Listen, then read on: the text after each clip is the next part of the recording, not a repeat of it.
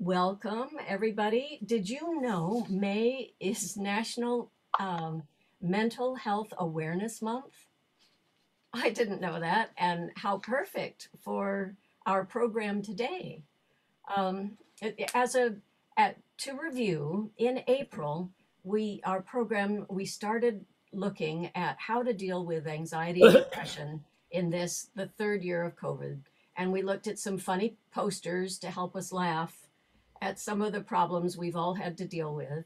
And by the way, I'll be glad to send you those and others if you want. Put your email address in the chat and I will keep track of you and send you some. I have bunches every week. Um, so in our presentation, we got a heart lock exercise from Dr. Richard McIntyre to use anytime we need.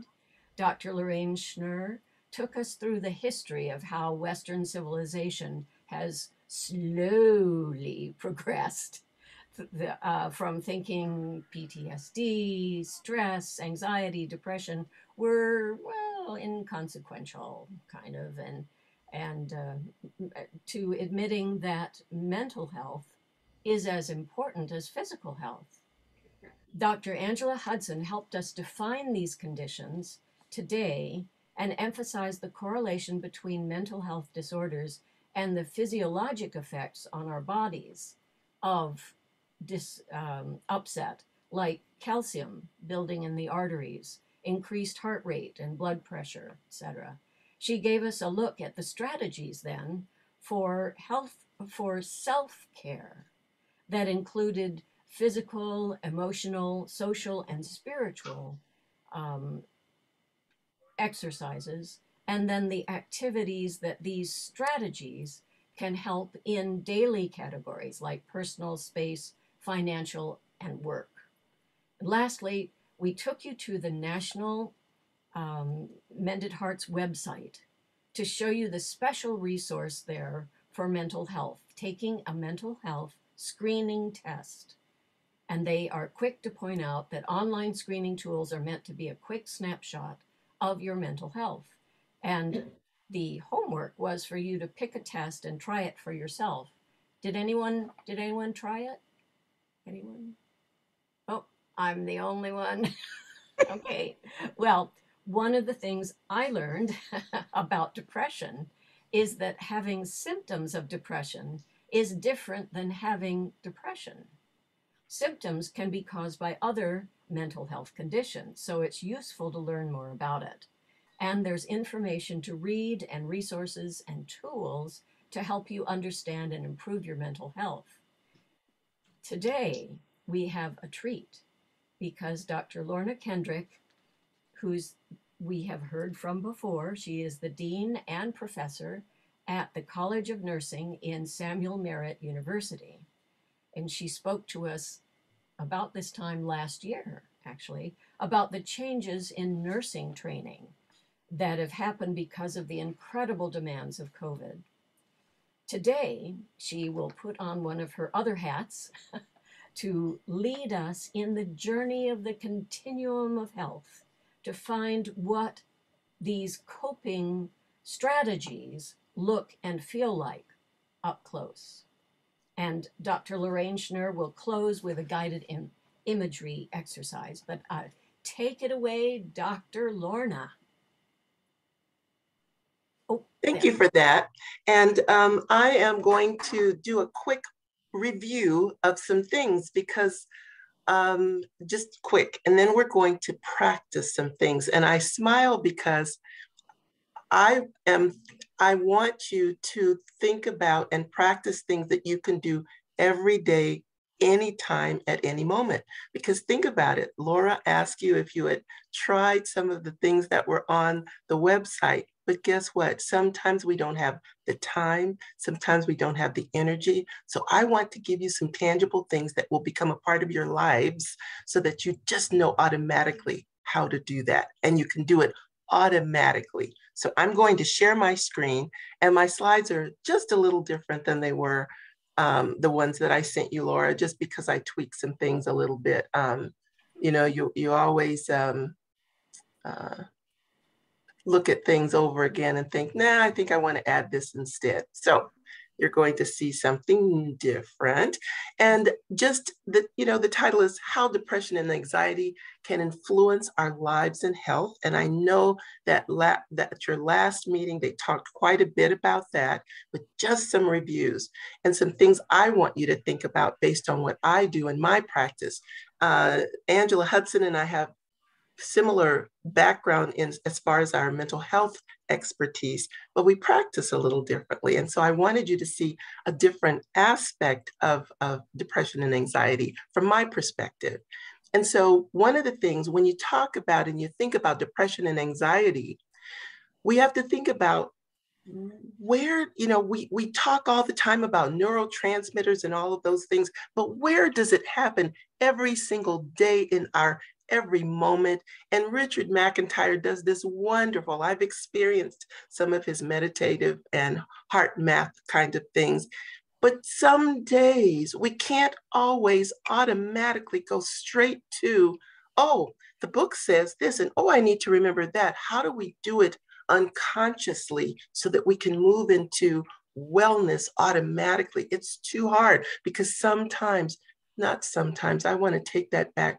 Every time we experience sadness, depression, or anxiety, we don't have the energy or the wherewithal to know what to do immediately. How do we make it a part of our everyday breathing, walking experience? And we have to begin to look at our perceptions, our rules, and our expectations. And I'm going to get into that a little bit more because I'll tell you a story once we get to the experiential part of it. But I want you to think about the continuum. Laura and I talked about this just a little bit when we chatted.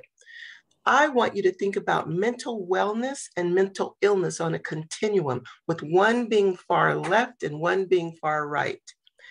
Think about this. We can experience something such as the loss of a loved one. Now, most of us end up pretty much here in the center if we're doing pretty well. Normal, everyday people without a diagnosis. We can have the loss of a loved one, a chronic illness, or anything that starts us moving. Oops, sorry, I didn't mean to change. That starts us moving in this direction. We don't get all the way here to the end where we're diagnosed, but we start to move. And that's why when Laura said you can have symptoms without having depression, you can be sad, you can have loss of appetite, you can have difficulty sleeping, but it's because it's a situation that has occurred in your life, like the loss of a loved one, the loss of a relationship. Those kinds of things can help you move in that direction, right? But the other piece that I want you to think about, and I keep losing my arrow, there it is. I want you to think about this. When we are intentional in our behaviors to do things in a different way, such as take a walk, call a friend, some of those, all of those, most of those, when we're taught to do those, help us move back over toward mental wellness, right? They help us move toward mental wellness. And those are the things I want you to practice with me today. So perceptions and rules. I'm going to tell you, because tomorrow's Mother's Day. I received a text message from someone who said, "Happy Mother's Day. Enjoy your time with your kids." There's an expectation, there's a perception, and there's a rule there that says, because I have 3 children and I am a mother, I'm spending the day with my kids. I break those rules. I break those perceptions. Guess why? I have 3 adult children. One, my daughter's not married, no kids, but I have 2 sons who have wives, and they each have 2 little girls. I believe that my daughter-in-laws should spend Mother's Day any way they want with their kids. They don't have to spend time with me. They don't have to. But the rule for many says perception, rule, expectation, Mother's Day, you must spend it with your mother. If I believe that perception and they could not be with me, guess what? I'm sad. I'm hurt. I start moving toward mental illness, a little bit on that continuum, right? I may cry. I may start missing my mom who's not around. But because I don't have that same perception, rule, or expectation, I can say to my daughter-in-laws, and I saw them a week ago because one of them had a birthday and we all spent that time together. And I said to them, oh, next week's Mother's Day. Ooh, you're going to have a great day. I can't wait to hear how you spend it. That's a big leap. But my daughter-in-laws love me because I don't have the rules and they can enjoy their time and not feel obligated to be with me, right? So just something to think about. What moves us on the continuum? Perceptions, rules, expectations. And here's the thing, when it really is mental illness, it lasts for 2 or more weeks often and you can't recover. You just can't recover, even when you're taking your walks, even when you're calling your friends, even when you're doing some of the things I'm going to show you today. Even when you do the heart math that Richard taught you, it just doesn't help for more than 2 weeks. And then according to some, and comes from my own research, I worked with young men. Depression for some of them was a fact of life, and they didn't think there was a way to stop. They just thought they had to learn to deal with it. And I'm going to tell you that that's not necessarily true. Okay, so now let me see if I can get my slide to move. Oh, why is it not moving? Let's see. There we go. Now, go back.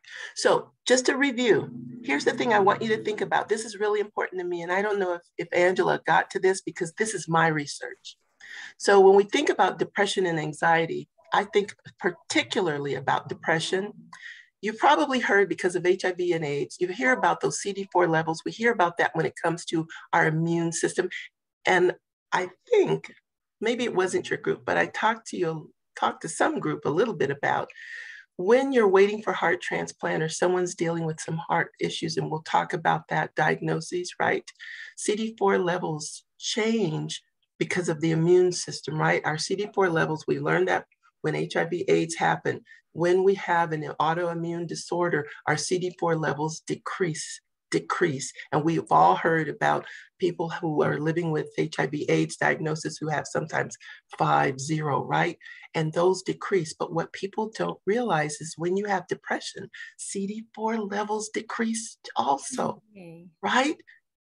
Something going on in our body along with our immune system. It's affected by that. Think about what our grandparents said to us. Grandparents, parents, everyone. Be careful. If you're stressed, you might get sick. You're going to get a cold. You're going to get something because you've been stressed out. Be careful, right? I heard that from my grandparents. So it's something to think about. Chronic illness. I don't know if they got into that. Changes in neurotransmitters, genetics. It can be familial. And then here's the thing that I wanted to talk to all of you about. I had a mother-in-law who had a couple of MIs. And she had that MI personality. I'm perfect. I can't stop. I don't have time to go to the doctor, even though I'm having chest pain. I have to take care of this person and that person. We see that and think about how hard it is to learn to relax, how hard it is to learn to let things go, how hard it is to learn to rest when you need to rest, right? Dr. Lorna, we've yes. had some questions already. Oh, okay. And I wonder, could you explain what CD4 is? Well, CD4, okay, think about this. We have red blood cells and we have white blood cells. We all learned in science class that white blood cells fight disease, right? CD4 levels are and here's the thing, we always, there are always some good things that come from some horrible, very painful things. And with HIV, we lost a lot of people, right? But we learned so much more about the white blood cells that we never knew. You might have heard about killer T cells. These are all different kinds of white blood cells that fight different things in our bodies that become depleted sometimes with a lot of like autoimmune disorders, right? Things that affect our immune system, right? Our immune system gets so weakened and you can't fight because the white blood cells that are supposed to be helping to fight the disease off are just gone. They're not there, right?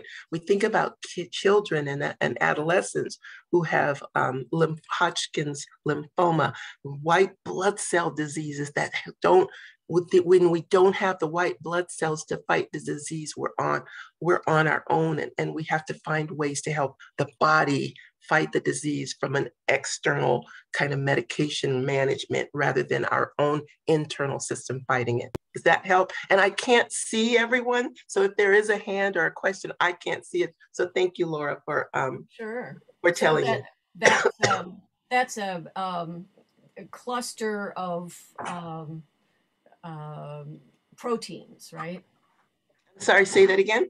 I looked it up. It's CD4 count is a test that measures how many CD4 cells you have in your blood. It's a type of white blood cell. That's correct. Yes. Okay, and MI is myocardial infarction. That's correct. Yes. Okay.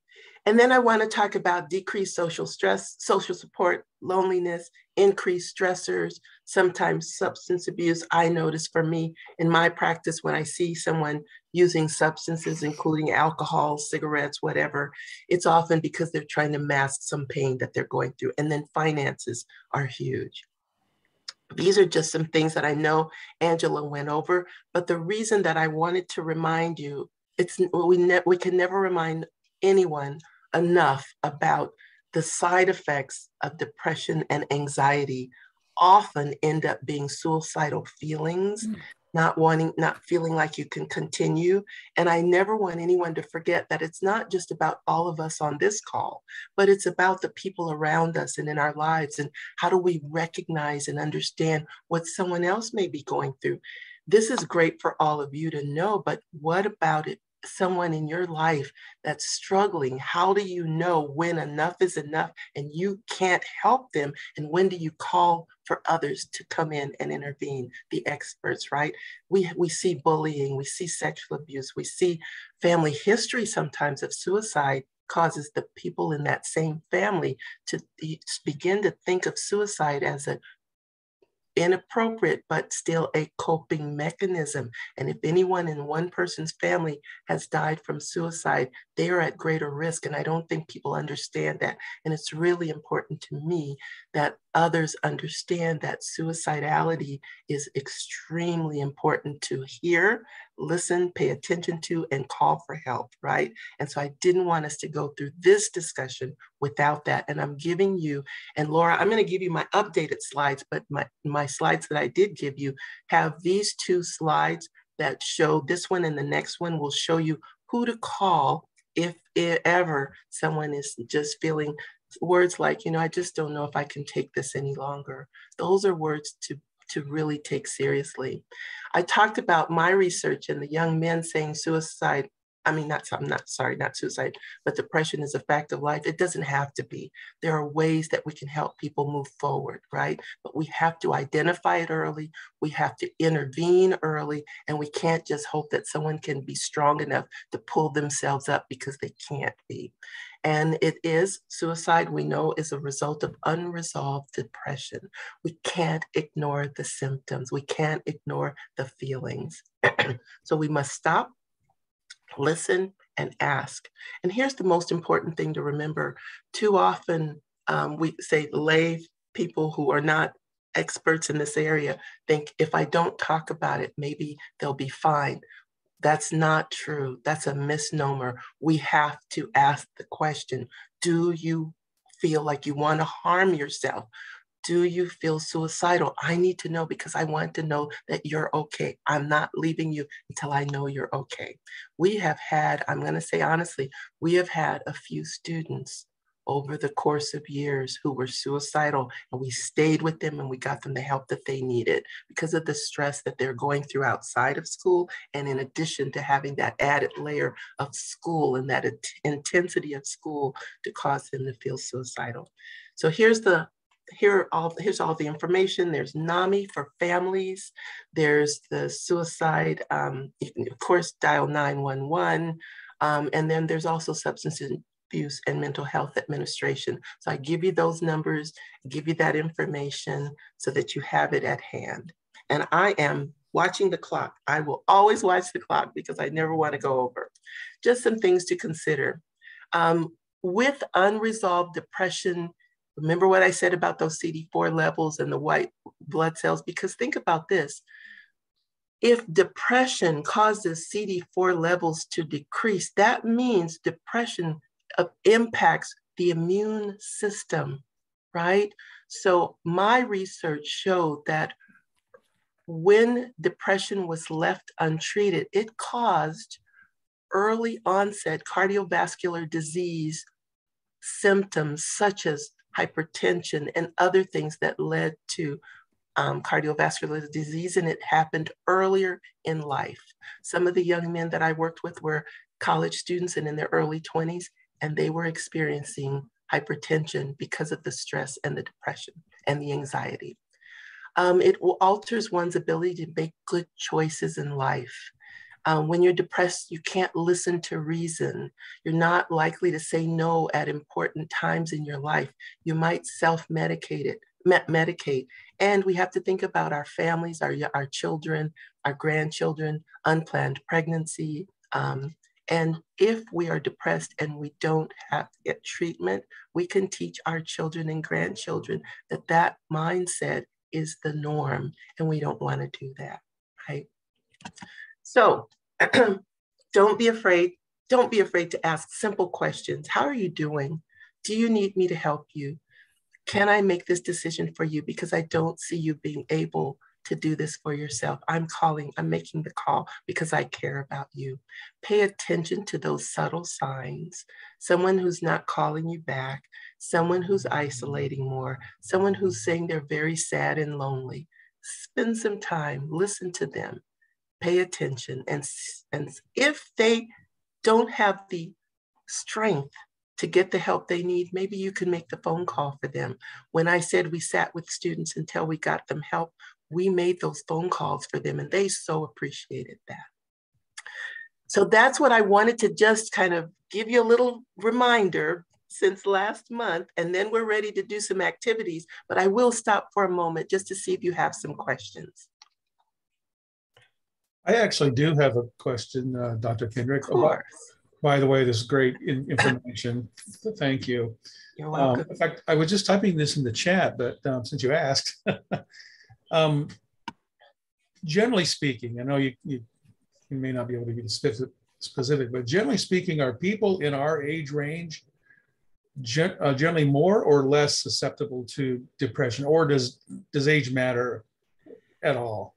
So that's a very good question. And yes, and I am considered a senior too, because I'm over 62. So anyone over 62 that's considered a senior, and used to be 55 and they keep upping the age, yes, we are at greater risk because, and I think my grandfather said it best, we are at an age where we're seeing a lot of loss around us, not just in our friendships and relationships, but the world begins to change and it looks different for us as we age.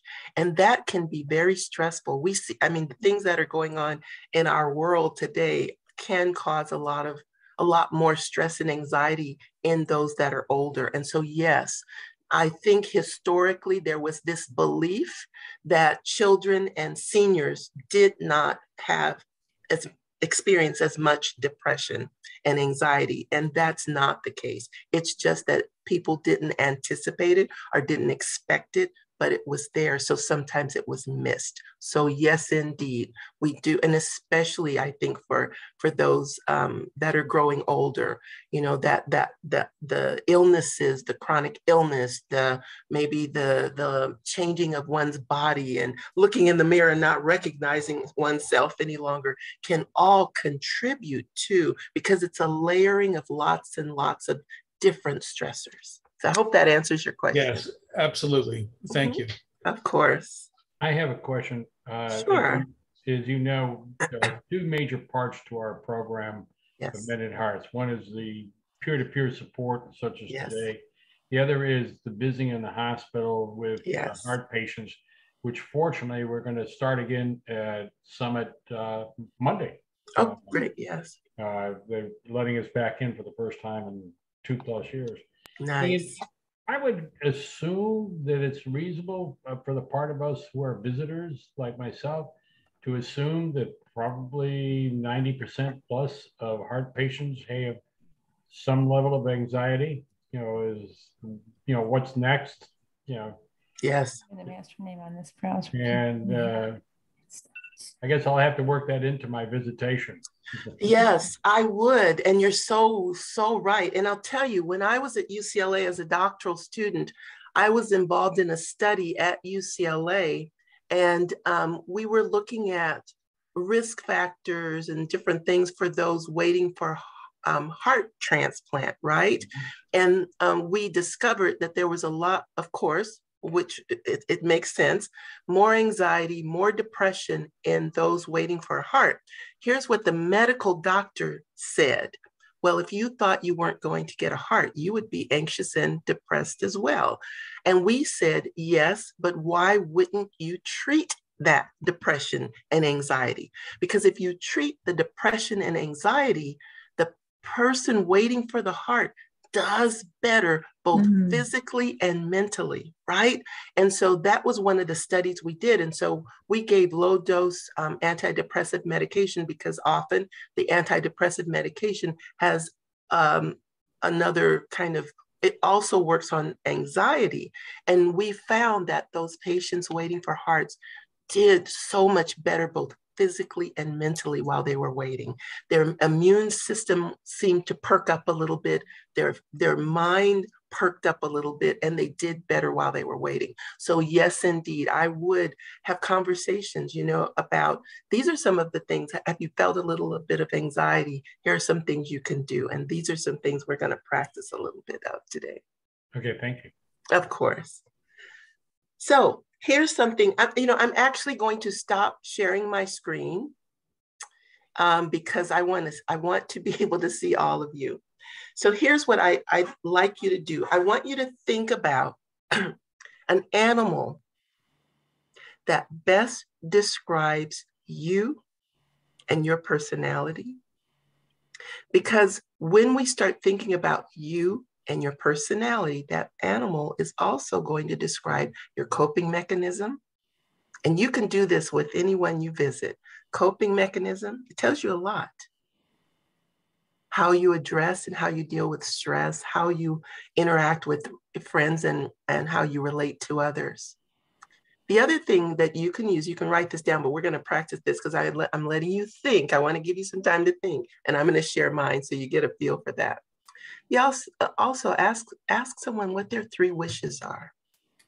What are your 3 wishes? If you had 3 wishes, what would they be? And often you can get a feel for where people are, the sense of how they're doing.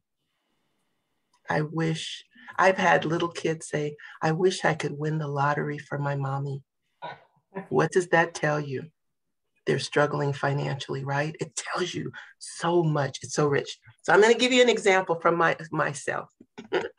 My favorite animal that describes me best of all, and everyone that knows me well says they laugh because they know it's true. Dolphin.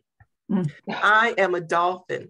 Dolphin, guess what? They're always in a little school together with family and friends. They love their family and friends. They're motor mouths, always talking and communicating. One of my favorite experiences was when I went to SeaWorld with my kids, and we walked into the dolphin area, and this one dolphin who was the leader swam over to us, yacked and talked to us, and went back over to the rest. And every time a new family would come, they'd go and welcome them and do their little thing, and then they go back over. And I thought, I love that they're so busy welcoming. And Laura, I see your hand. And then the other thing is coping in the water, swimming, bouncing, all this fun stuff, right? And talking. And one of my students gave me this beautiful little pewtered dolphin, and the card describes something that I never knew dolphins did. When one is injured or aging and weak, 2 come alongside and lift that dolphin up to the surface to breathe. Remember, they're mammals. And then they let them go and they swim on. And every time it's time, they come alongside. And I love that caringness. They're showing care, right? So that's mine. So what it tells you is, when I need to cope, I need to see my friends and family. I want to go out and swim and play.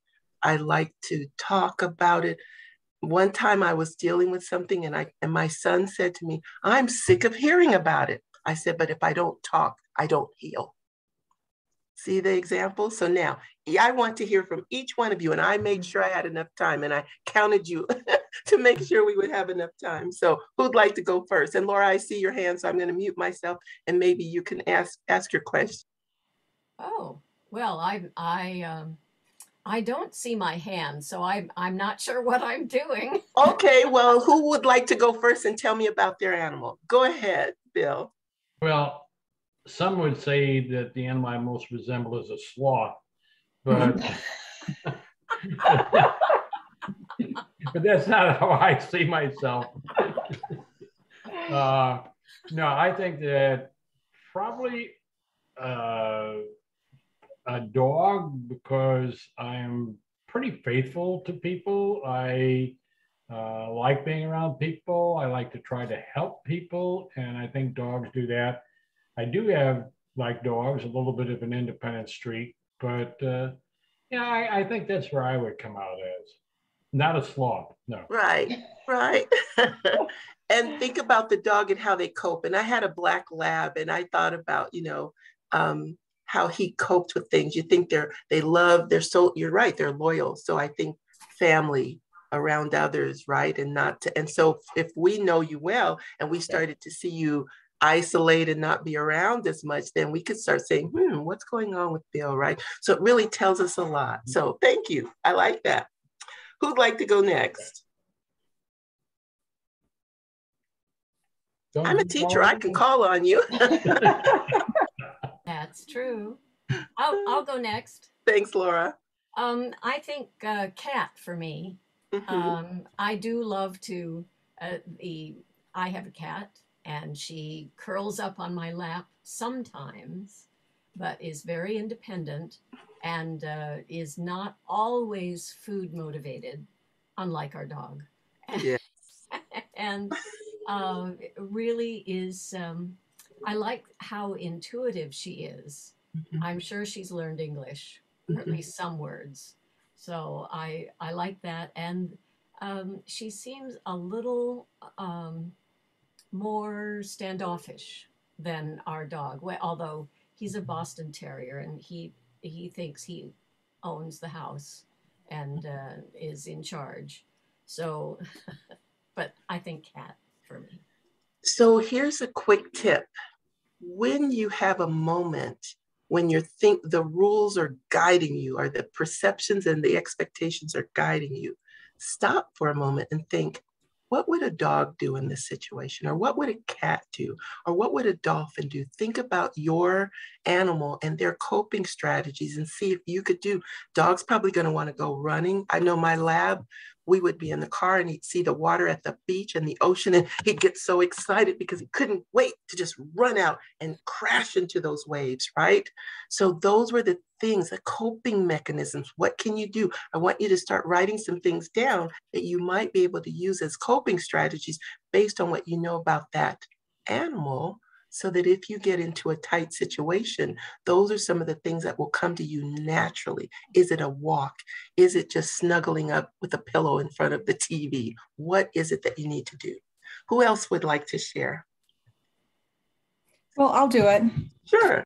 First of all, I want to say I'm looking at my image here, and it's got Queen Bee as my name, which I have no idea why that happened. I went on a different browser this time where the master name is Queen Bee, and it's out instead of Sally. So anyway, one thing I'm going to have to figure out how to fix, but and my animal's not a bee, but like Laura, I was thinking of cat as maybe just because I'm kind of a cat person.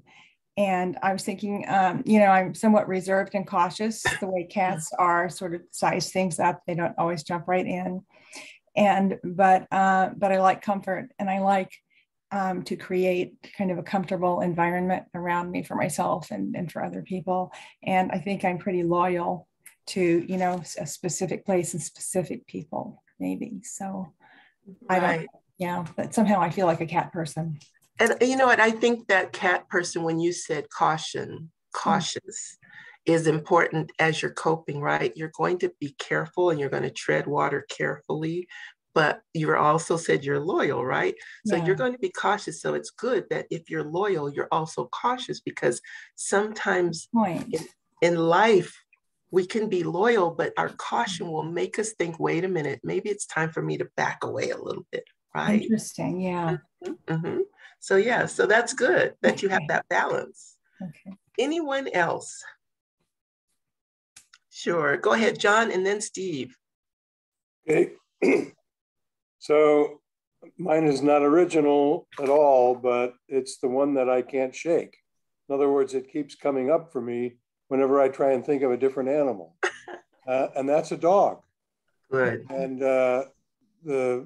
some of the things that you mentioned about the loyalty and so on, I think there's been a lot of times in my life when I've been loyal beyond what was good for me. Mm-hmm. And putting the other person first and not taking account of my own needs. So, and then another thing that I think about dogs is I really believe, just as personal, I don't know that there's any science or anything behind it, but that somehow between humans and dogs, we have a special way of communication that's not something you can measure.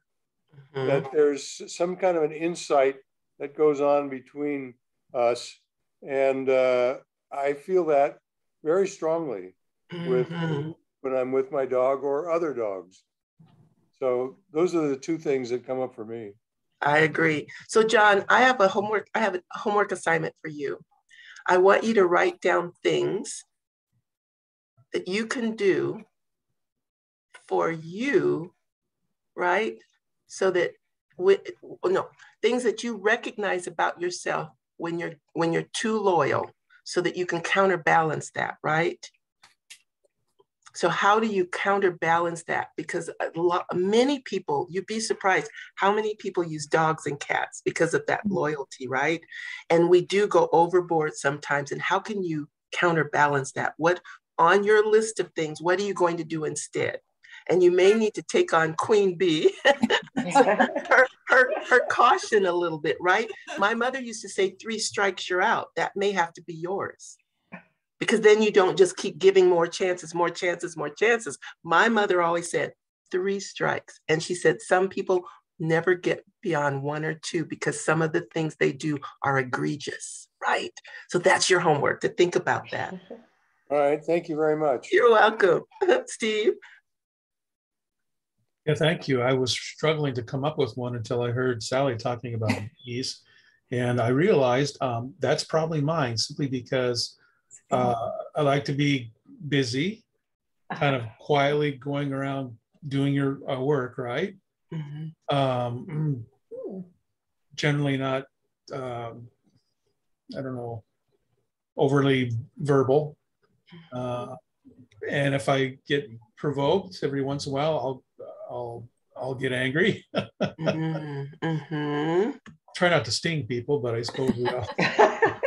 But that's as close as I could come Yes. with an animal or insect.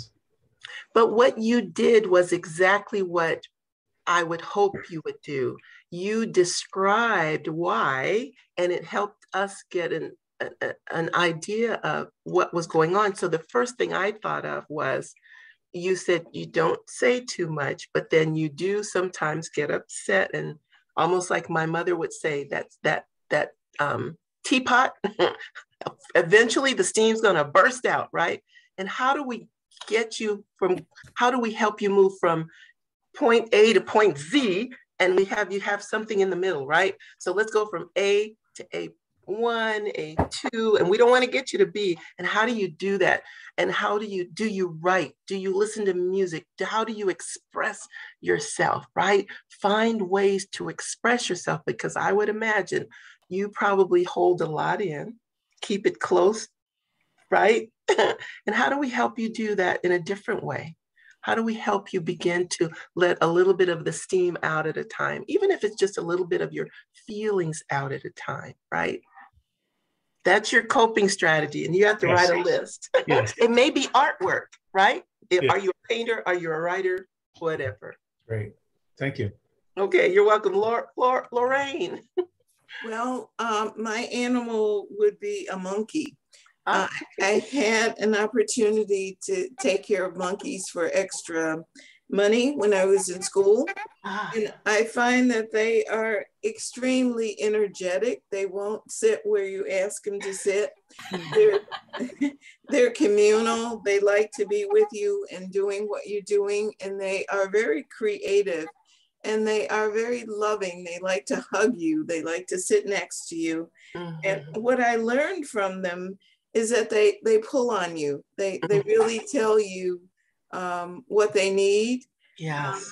And with me, I don't tell people as much of what I need, and I should learn from them. They really will guide you and jump up and down until their needs are met. Ah, okay. Now I have a question. That's your animal, and you'd like to be more like them. But even my brief experiences with you when you and Laura and I met and we had a conversation, I get the sense that maybe you don't recognize it. You do it, but don't pay attention to it, right? I think you do ask for what you need, but you probably don't see it that way because maybe you ask in a kind way. I've not seen you not ask for what you need or stand up and advocate for something. In my short, brief time with you, would you agree? Well, good, if that's true. You have to start making notes every time you do it or have someone say, oh, you did it again. And I think this group will do that for you because I think you probably just don't notice it because you're looking for it. Your perception of what that should look like is different from what's actually happening. But I think you do. Thank you. Thank you. Did we get everyone that would like to share? I'm not going to force you to share, but at least it gives you an idea of what this is like, right? And to be able to ask someone this question and think about what it did for you. It wasn't just about finding your animal, but talking about it and hearing the other person share brought up just this kind of comfort, probably, relax. And it did the same thing that Laura's funny pictures did. It brought you to joy, laughter, and a smile. I saw everyone smile when they talked about their animal, and think about what that may do in a conversation when you get to visit people again. Because if they're really not feeling well and they've just gone through something, this will kind of distract. And it's okay. This is one time it's okay to distract from those feelings and help someone experience something different that's pleasant, because the more they do it, the more they're going to want to go back to that place. All right. That's it. And I intentionally did that one because think about it. It encompasses so much that you can do. And the 3 wishes do the same. The 3 wishes, you can say, wow, tell me more about that, right? Now, if it's a negative, if they have 3 negatives, let's say, I mean, just, when we think about death, they're going to be the people you'll talk to, they've gone through a moment where they didn't think they were going to live. And some of it may be negative, and you can turn it around and say, you're here now. What can we do with these moments? You can use that as a broken record. You're here now. How can we live these moments to the fullest? And that's where you direct them, right? Don't get pulled into, I don't know what I'm going to do. I don't know if I'm going to live, right? But we're here. Let's use these moments the best we can. That's the way you turn that around, right? So I did these because I know that Lorraine's going to do a kind of a guided imagery. And I think I did good with time because we have 11 minutes. And so I'm done. And I so appreciate always being able to come and meet with you. I enjoy seeing your faces every time I'm here. And thank you for always thinking about me and inviting me back. Thank you. Well, thank you. Thank you. Thank you so much. Wonderful. It's wonderful. Yes. Really wonderful. So Lorraine, do you want to take it Sure, here? sure. And thank you. That was wonderful. I would remind you that the last time we had a wonderful meditation. And with meditation, you are allowed to have thoughts and to process them, and you don't have to focus them. You don't have to judge those thoughts. And today I would like to do a guided imagery for you. And I would like those thoughts to be more focused and to be around a situation or a place. So I would like to invite you, first of all, to shake the sillies out of your hands. Just shake your hands. And shake any sillies out of your feet if you have any, because I want you to get very comfortable. And I want you, after you've gotten comfortable in your seat, if you need to bend over and straighten up, please do so, to close your eyes. To close your eyes and to breathe in and to exhale. To breathe in again and to exhale. And I would like us to go on a trip today. And the trip isn't going to cost us anything. We're going to take an imaginary trip to a very pleasant place. And I like the ocean. So let's take a trip to Hawaii and walk on the beach. And it's a wonderful sunny day. We can feel the sunshine on our bodies. We can feel the sand on the bottom of our feet. And we can feel a little ocean breeze. And it feels very, very nice. We walk along the beach and we don't see anybody, but that's okay. We do see a golden ball. And we walk over to this ball and we pick it up, and it smells like lavender. It smells very nice. And we take this ball and we roll it across our feet. And we are amazed because all the tension and all the angst and all the worry and all the depression, all the sadness, all the doubts, all the tightness, all the unknown thoughts leave our feet and they go into this ball. And the ball becomes a little bit heavier as we hold it. But our feet are so much more flexible. We are able to wiggle our toes, and we can feel our ankles as we move our feet from side to side. And we take this ball and we roll it across our legs. And it's wonderful. The same thing happens. We get all of the stress, we get all the tension, all the angst, all the tightness, all the tautness out of our legs. And we can move our legs to the right and to the left. And we turn around, we turn backwards, we turn forwards, and we are extremely flexible. It's amazing. And then we take this ball and we roll it across our torso.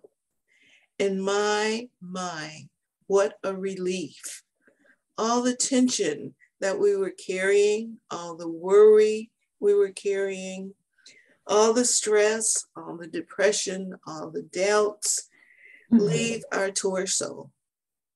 And we are able to bend to the right and to the left, and we are very pleased. We notice that this golden ball has gotten heavier, it's gotten bigger, but we don't mind. We take the ball and we roll it across our shoulders. and we roll it across our face, in our brow, in our eyes, and we are amazed how much tension, how much worry and stress and angst that we had been carrying in our shoulders. And we're able to move our right shoulder and our left shoulder, and we're even able to make our shoulder blades meet. And we've rolled this ball across our face, and we had no idea how tense and taut the lines were in our face, the lines around our eyes. We can see much better now. We can open our mouths much wider now. And we are very, very pleased. And finally, we take this ball and we roll it across the top of our head. And out of our head comes all this stress, comes all this worry, comes all this tension that we had been carrying in our heads, all this doubt, any guilt we might have had, and any negative thoughts. And by now, the ball is quite big, but we are feeling quite good from our head to our toes because we're stress-free. We're not tight, we're not taut, we're not worried about any doubts we have. We're not worried about any difficulties or any sadness we've been experiencing. And we take this ball and we fling it into outer space, and we watch it go farther and farther and farther away. And we are sure, we are positive that the ground and the earth that we stand on will hold us up. And we're smiling because all that tension is gone into outer space. All that frustration, those doubts, those worries are gone into outer space, far, far away from us. And we know that our hearts and our bodies and our minds have a chance to mend, to be whole, and to be healthy. And we smile, and we continue to smile. And we're happy, and we continue to be happy.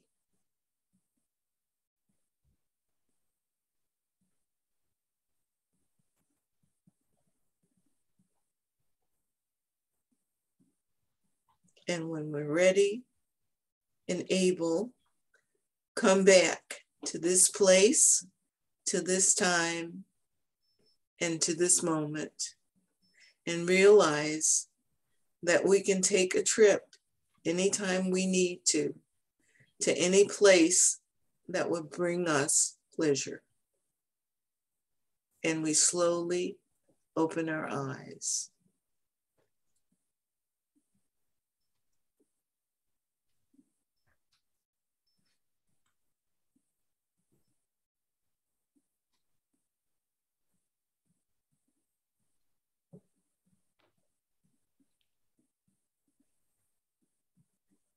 Thank you. And I think if Dr. Lorna would have taken your blood pressure before the guided imagery and now, it would be very different.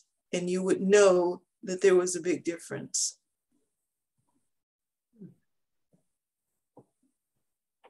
Well, that was fun. Yay! And your trip to Hawaii didn't cost you a thing. Yeah, really. Perfect. And my golden ball stopped and took all of those little pieces of all of the broken space things and just gathered them up, and so no one will run into them anymore, and took them with it. So it was clearing out all of our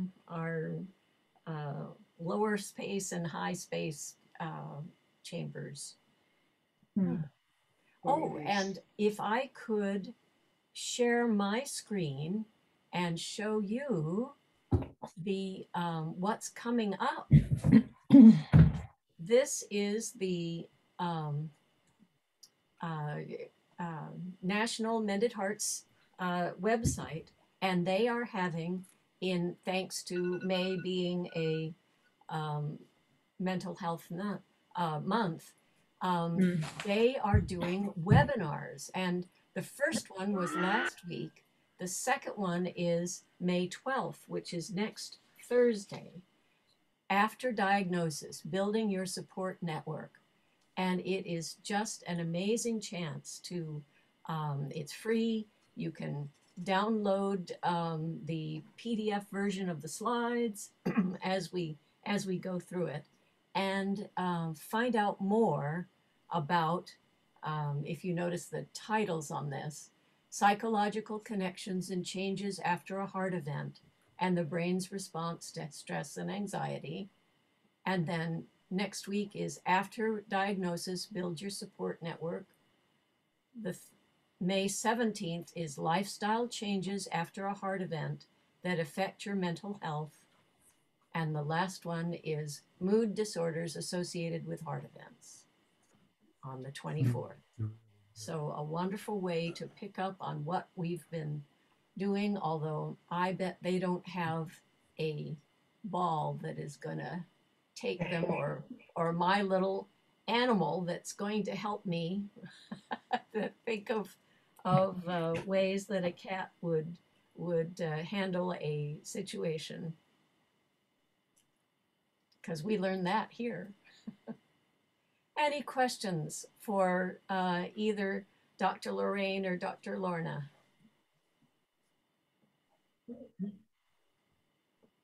Really good stuff. Plus, I didn't realize about those Mended Hearts events this month. Yeah, what a great supplement to what we've talked about. I'd also like to mention, as on a different subject, but to remind everybody, because of the fact that we've had to go through 2 years of virtual meetings, that we did have a holiday party back in January. But mark it on your calendars that July 9th, we are going to go back to having a picnic. And the picnic will be at the same park, the Oakland, that we've been at before. I think it's called the Shoreline Park, if I recall correctly. And so just mark that on your calendar, because we'd love to see you all on July 9th. And Dr. Kendrick, you're more than welcome to be a guest of ours if you have the time to come. It's typically about 11:30 till 1 is the time period. And there'll be hot dogs, and if anybody wants to bring and drinks, and if anybody wants to bring anything, they're more than welcome. Okay. And that's all I had. Okay, well, so wonderful to see everybody again. Excellent, an excellent program. Excellent. Really good. And we are going to have another lesson or a program in June, and then we'll, like Bill says, then we've got a picnic, and August is a social, a Zoom social like we did last year, and then we start up with more programs in September.